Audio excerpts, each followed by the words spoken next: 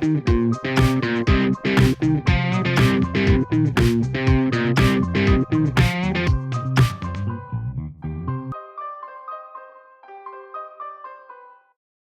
guys, this is the Mad Chief here, and today we're going to be looking at a multiplayer deathmatch in Halo Wars 2. Let's get into it. So to start off, this is the base that every player in the game is given. Now, in this particular game, it's a 3 versus 3 match, and if you look in the bottom right corner on the mini-map, you'll see that I am the white rectangulish shape that's moving around. That shows you the area of the mini-map that I am currently looking at. So, to start out with, I always start with basically making as many resources as possible. And now those blue things my guys are at right now, that's just essentially like wild resources on the map that I can go and gather. But that only gets me so far. Really the bread and butter is going to come from the, if you look, we have the supply pad and we have the generators. And I can essentially make as many as I want as long as I have enough spaces for them. Right now you'll see I have 2 empty spaces.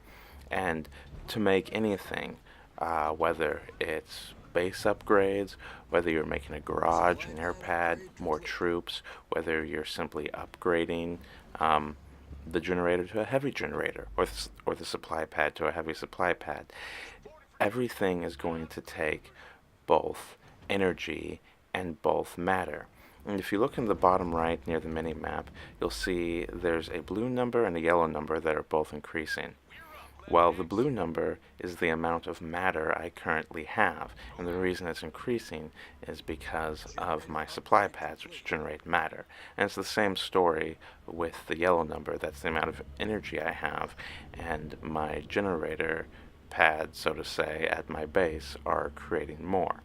Then the white number in the top of that little stack is how many soldiers I have on the battleground out of how many I'm able to have. So currently I'm able to have 80 max, which you can upgrade later as well, but I only have 12.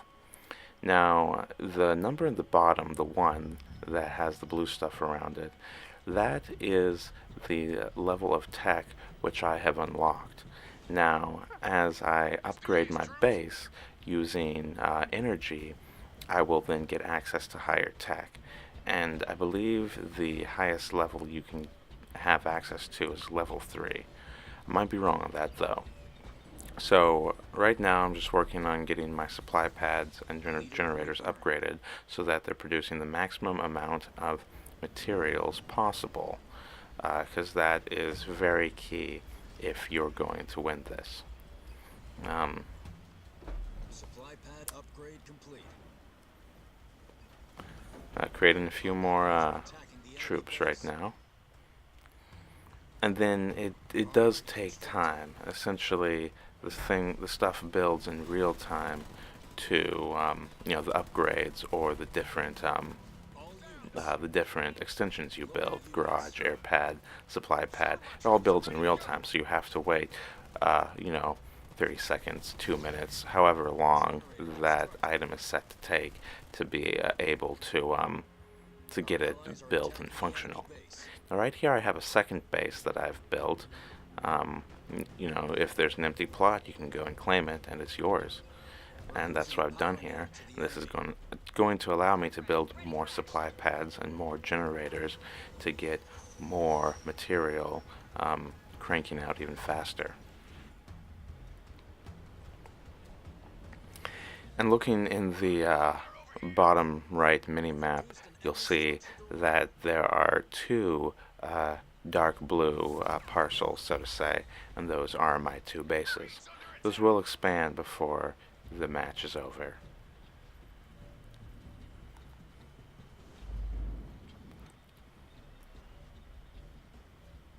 Other than supply pads and generators, you always want to have an armory, because an armory is how you upgrade that specific base.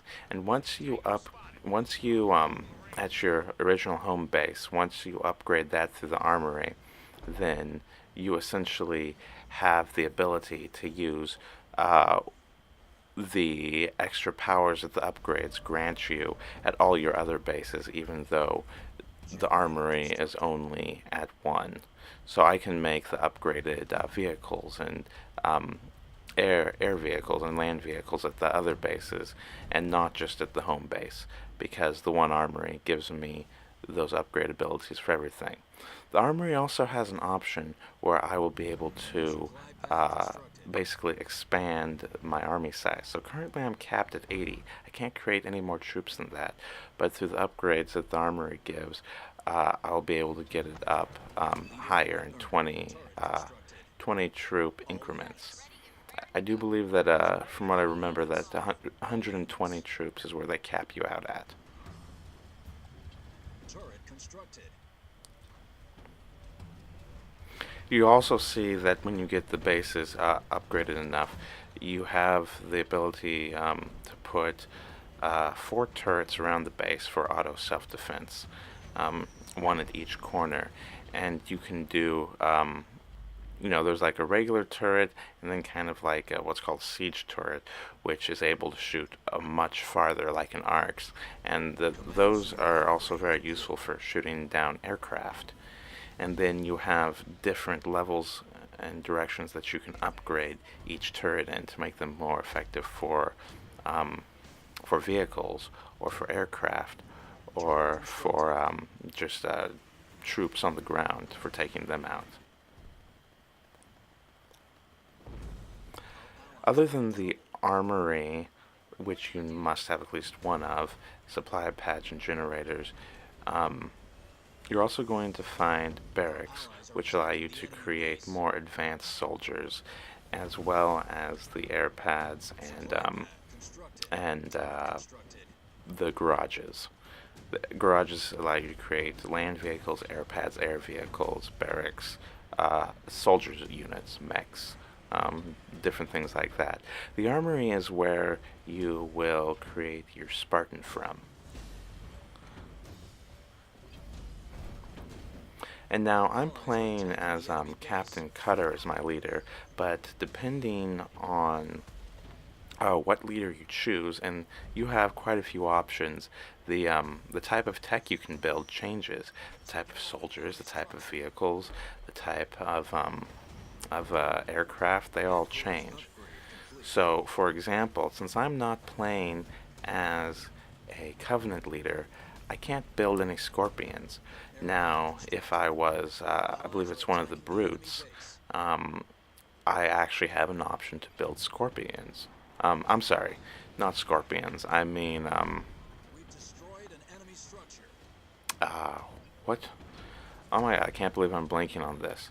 I'm talking about those big, like, spider creatures. Um,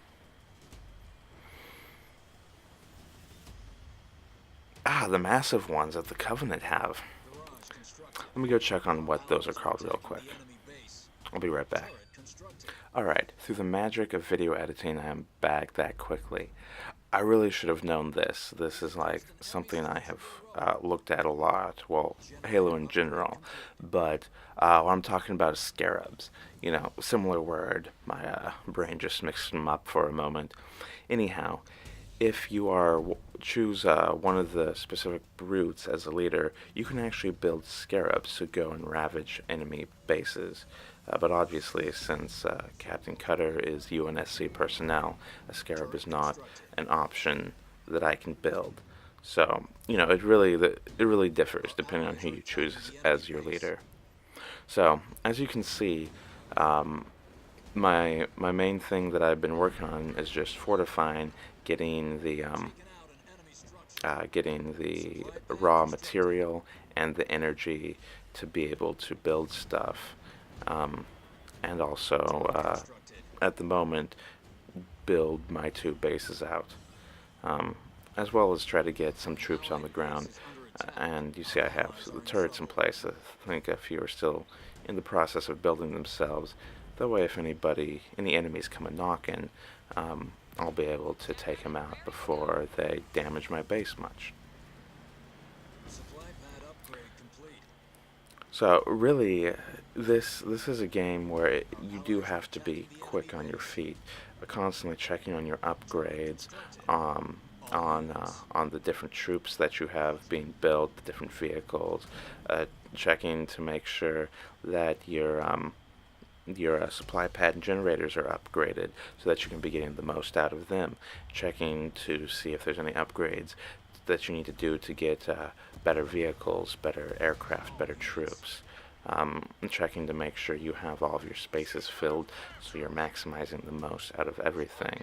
Right now, I'm building a Condor gunship, which is kind of like the uh, it's the big gun that you can get with Captain Cutter as your leader. And then right there, Advanced Logistics Army Upgrade. That is what Our increases the allies are number attacking the of enemy base. soldiers that I can have. And once that upgrade completes, you're going to see my max limit jump from 80 to 100 soldiers that I can have on the battlefield. And the thing is, when you're looking at like vehicles or aircraft, those will be like, for each tank, there might be 4 personnel spots that are required. For certain aircrafts, there might be 7 personnel spots that are required. So you do have much more powerful vehicles to use, but the fact that multiple personnel spots are required means that your army is more proportionate in capabilities, and you're not able to just wipe other teams out. Now, as you're seeing right there, I just used the leader power to rain down a missile strike on that enemy base. And that is done with the left trigger. You can access your available leader powers, and they can actually be a very useful Our asset, allies are attacking the whether or enemy not you base. create an area where all of your troops in that area get healed, or like I did a moment ago, I rained down a missile attack on on the enemy base to take it out a bit. Now in the same menu where I built the Condor ship and I started the upgrade for uh, the the upgrade to get a larger army size, which you will see that number, that 80, jump very soon. There's also an option where you can upgrade the amount of time that it takes for units to be built, so those can be spit out quicker. And there's a lot of stuff you can do. And as you can see right now from the mini map down at the bottom, Troops level 1 I basic. keep taking out the enemy bases, and then I just keep putting my own there. It's a good Upgrade strategy to constructed. put your own base there if you Leader have the prepared. materials, because Supply pad constructed.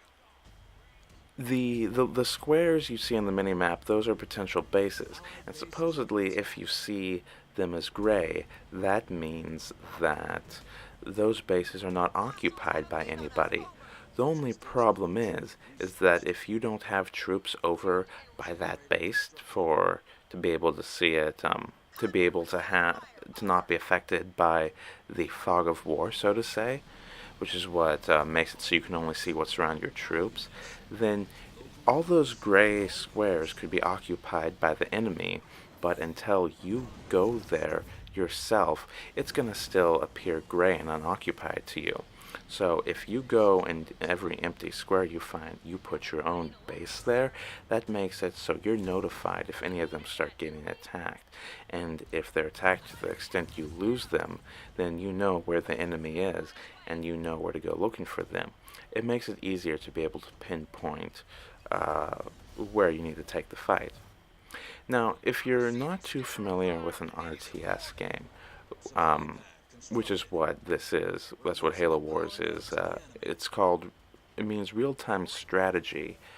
Basically, um, as I've been talking about, I've been Our fortifying my allies are bases, attacking the building enemy them up, base. building additional bases, building aircraft, vehicles, troops, um, and Allied base is now under Condor attack. gunships. You'll see before this ends, I'll have 2 Condor gunships. We've Those are destroyed an like enemy tanks in the structure. air, basically.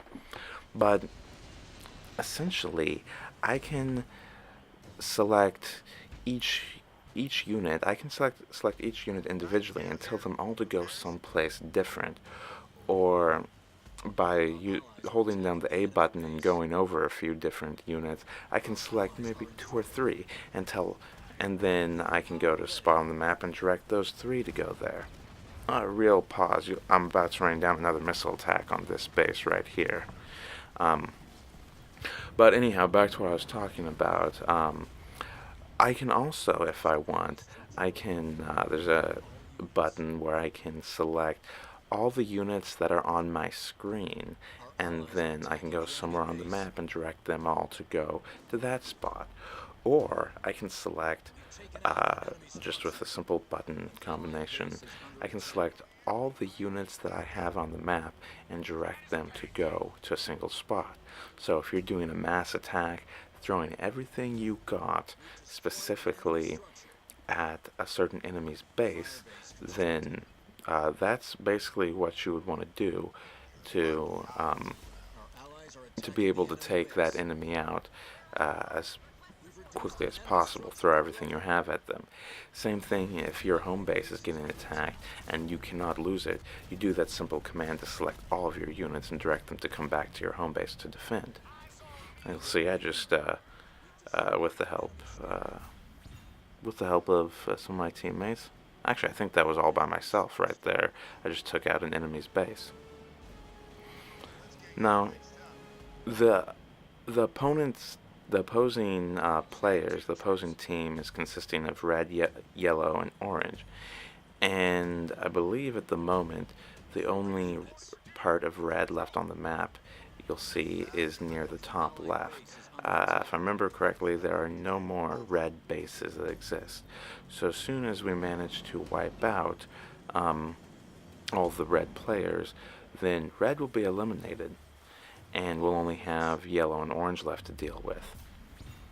And you'll see of my team, myself dark blue, as well as light blue, and then green, we're all still going strong. And every base I can, I just keep on claiming it and building more stuff there, because you can never have too many resources or energy. You also see the lightning bolt type things across the map. Now, if you capture those, that will give energy to your whole team. That'll be resources that you all can use. The thing with those is the enemy can actually come and capture them back from you. So while they could be a good resource, they could be a good tool to get more energy if you need it.